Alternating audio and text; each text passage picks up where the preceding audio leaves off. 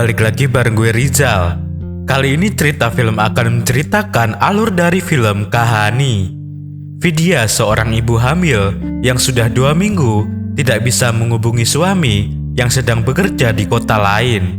Dan petualangan Vidya untuk menemukan suaminya akan tidak mudah, karena suami yang dicarinya punya keterkaitan dengan sebuah tragedi bom di India.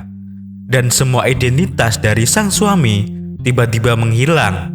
Akankah Vidya berhasil menemukan suaminya?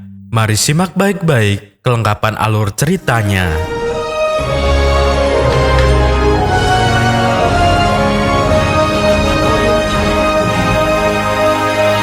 Film ini diawali dengan memperlihatkan seorang penjahat yang sedang menguji senjata gas mematikan kepada 5 ekor tikus.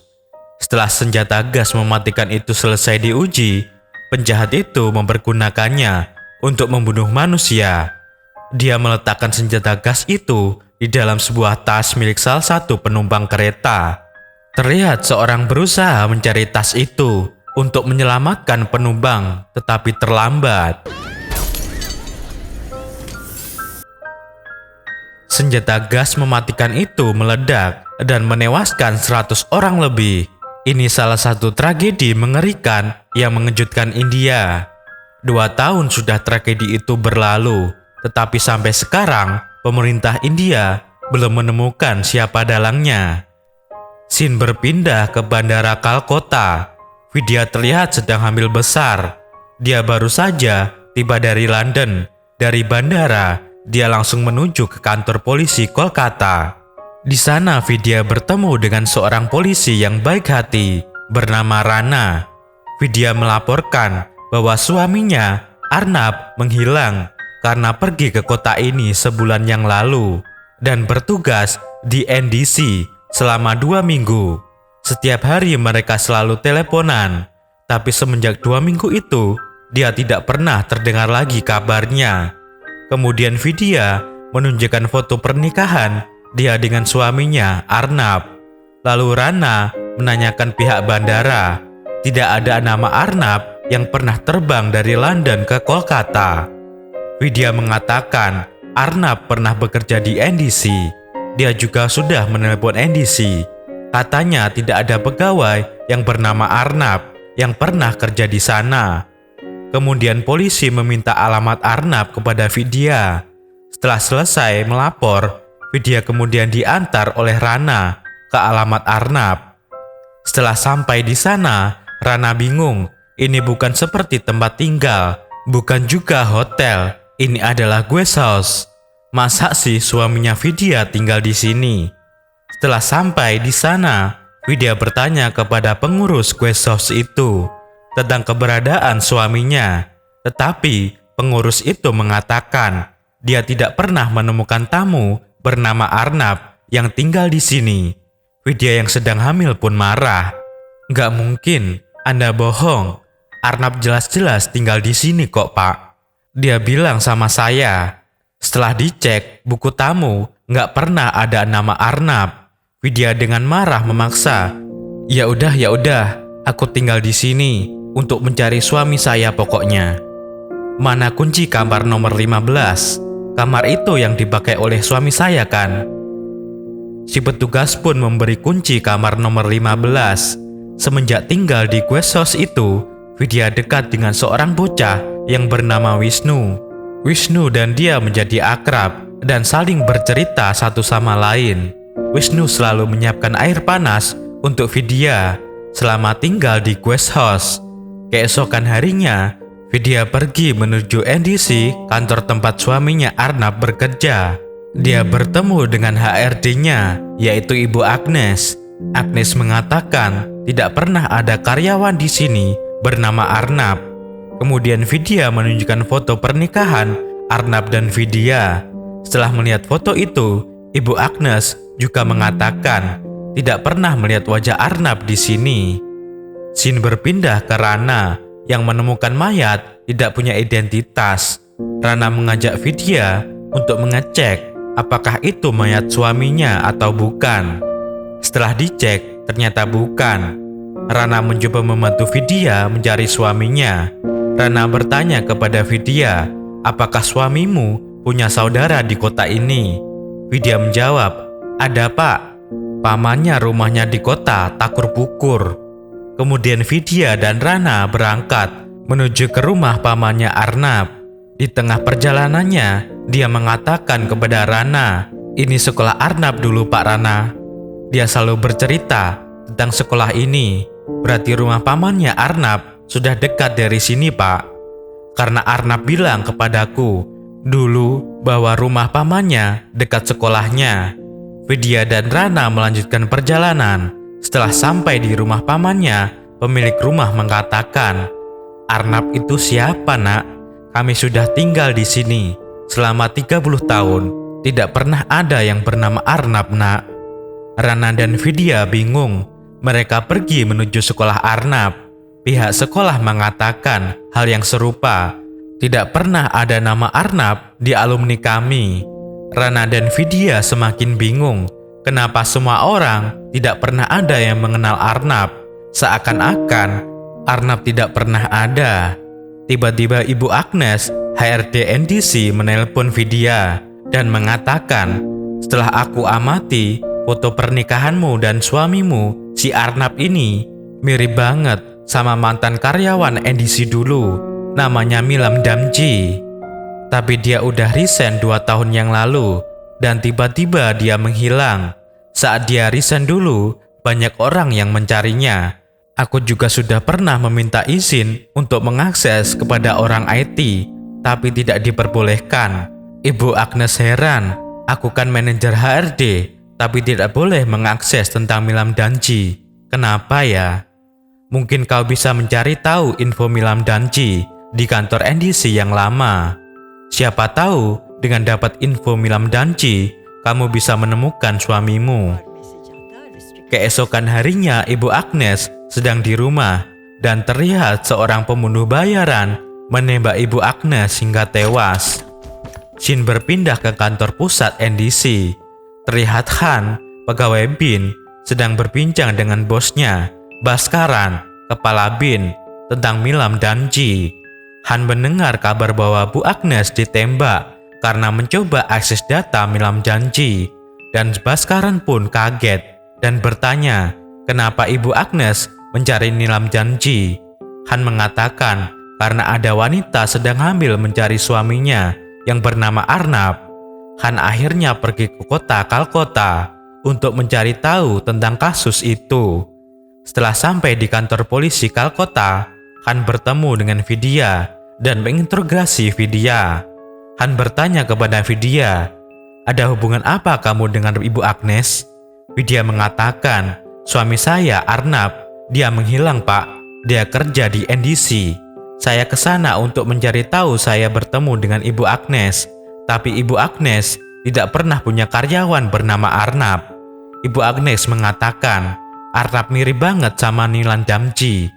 Han membalas dengan mengatakan, tidak ada namanya Milam Damji.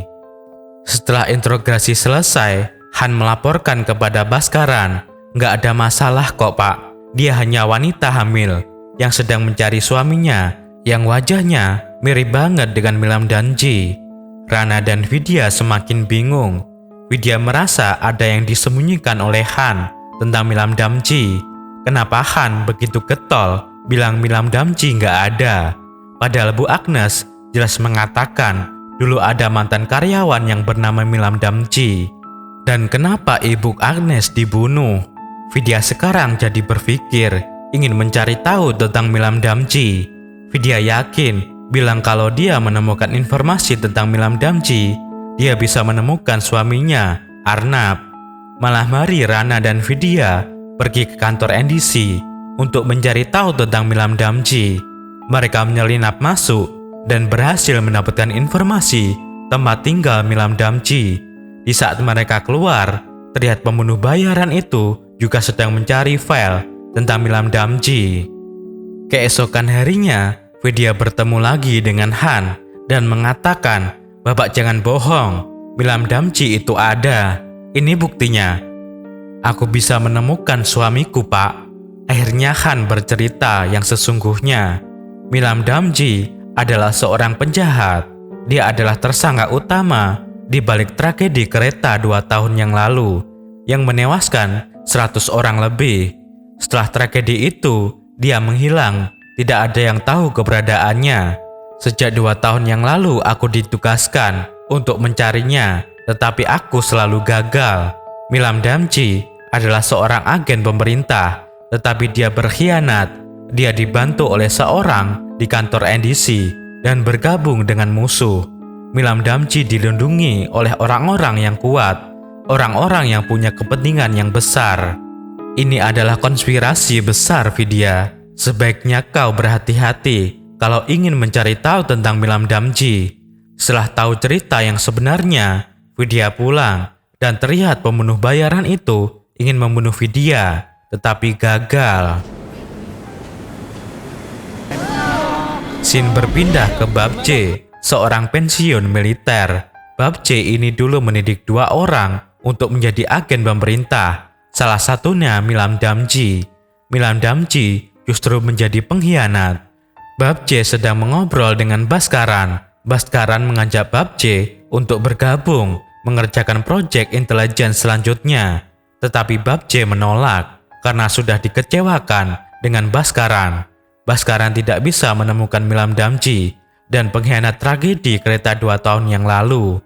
Bab C mengatakan kepada Bhaskaran, pengkhianat yang membantu Milam Damji kabur sampai saat ini masih bekerja di kantormu. Jika kau bisa menemukan pengkhianat itu, aku mau mengerjakan proyek intelijen selanjutnya. Di sini terlihat bahwa Bab C adalah seorang tentara yang nasionalis yang membenci Milam Damji karena berkhianat. Keesokan harinya, Rana dan Vidya mengobrol di guest house. Vidya mengatakan kepada Rana, ada 3 clue menurutku. 1, Arnab pergi meninggalkanku. Yang kedua, Arnab adalah Milam Damji, orang yang sama. Yang ketiga, Arnab terkena masalah karena wajahnya mirip Milam Damji. Rana lebih percaya dengan teori ketiga. Wajah Arnab lebih mirip dengan Milam Damji. Karena hal itu, Arnab mendapat masalah. Rana dan Vidya kemudian pergi ke rumah Milam Damji. Setelah sampai di sana, mereka tidak menemukan petunjuk apapun. Yang ada hanyalah gelas teh. Vidya kemudian bertanya kepada bocah penjual teh dekat tempat tinggal Milan. Nak, kemari. Kau kenal dengan Milam Damji yang tinggal di situ enggak? Aku kenal, Bu, kata anak itu. Tapi dia orangnya tertutup, Bu. Dan ada seseorang yang selalu berkunjung ke kamarnya. Orang itu selalu membawa koper, Bu. Rana dan Vidya yakin orang yang berkunjung ke kamar Milam Damji itulah pengkhianat. Dialah pengkhianat yang Han katakan. Rana dan Vidya diam-diam mengajak penjual teh itu ke kantor NDC. Bocah itu disuruh mengamati orang-orang yang sedang masuk ke kantor NDC. Kemudian bocah itu menunjuk seseorang. Itu dia, Bu, orang yang selalu ke kamar Milam Damji. Ternyata dia adalah Sridhar. Sridhar adalah kepala IT di NDC. Sridhar terlihat sedang mengirim foto Vidya ke pembunuh bayaran itu. Setelah Vidya dan Rana tahu bahwa pengkhianat yang membantu Milam Damji itu Sridhar, mereka pula mengantarkan bocah itu. Di tengah perjalanannya, pembunuh bayaran itu mencoba membunuh Vidya, tetapi selalu gagal lagi. Rana pun mengejar pembunuh itu. Rana ingin menangkapnya hidup-hidup, karena jika menangkapnya hidup-hidup, Rana pasti mendapatkan informasi yang penting. Tetapi pembunuh itu tewas terlindas stroke. Rana menyesali kematiannya. Rana mengambil HP pembunuh itu untuk mendapatkan informasi. Setelah dicek di dalam HP pembunuh bayaran itu, ada foto Bu Agnes dan Vidya. Berarti ada orang yang ingin membunuh Bu Agnes dan Vidya. Karena mereka berdua ingin tahu tentang Milam Damji. Vidya adalah ahli IT. Dari HP pembunuh itu, Vidya bisa mengetahui alamat IP pengirim foto Agnes dan Vidya. Ternyata itu adalah alamat dari komputer Sridhar. Malam hari Sridhar pulang kantor. Rana dan Vidya menyelinap masuk ke kantor NDC untuk mencari tahu informasi lebih dalam dari komputer Sridhar. Setelah masuk ke kantornya, Widya langsung login ke komputer Sridhar. Tiba-tiba Sridhar yang sedang di dalam mobil dalam perjalanan pulang melihat HP-nya berbunyi, tanda bahwa komputernya sedang dibobol. Sridhar panik dan langsung berlari ke kantor untuk menyelamatkan data-data rahasianya. Di saat Sridhar sudah sampai di kantor, ternyata benar komputernya sudah dibobol.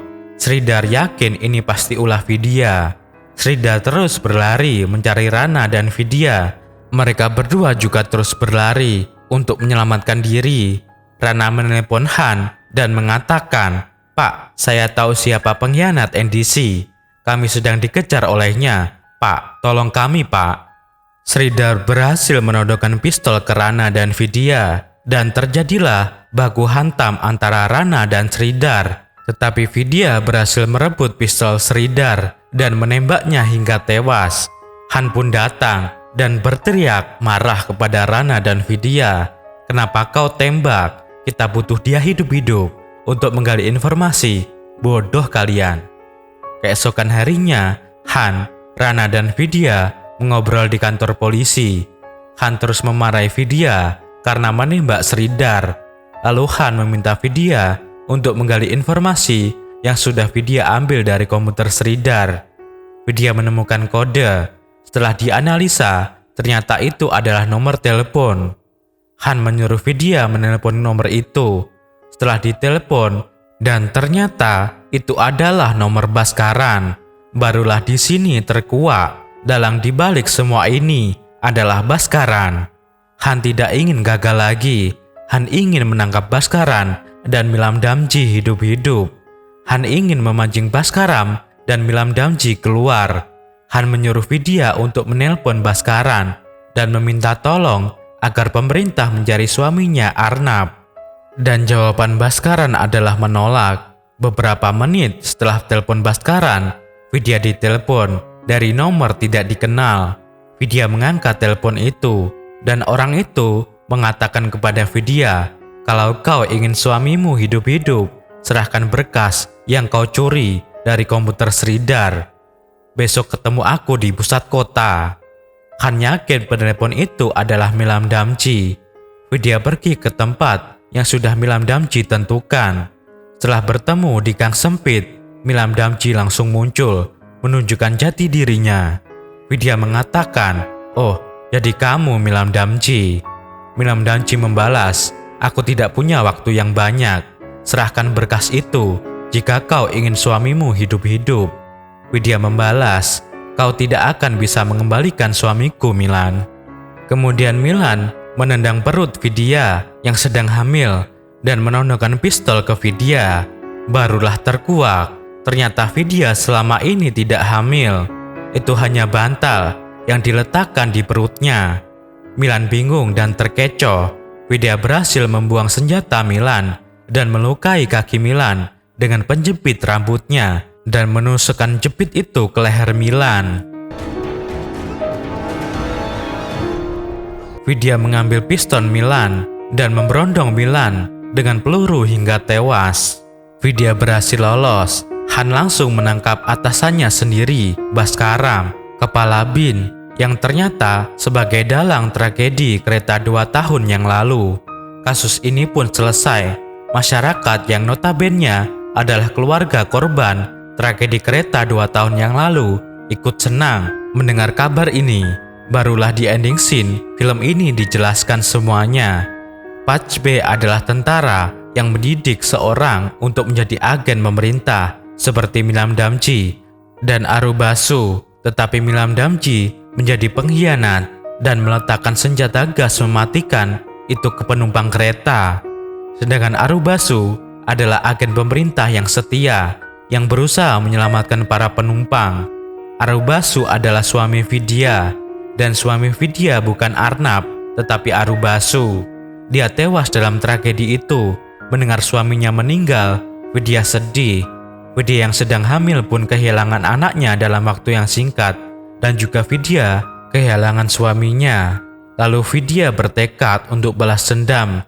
Vidya hanya mengarang cerita untuk mencari Milam Damji karena Milam Damji yang membuat suaminya tewas dalam tragedi itu.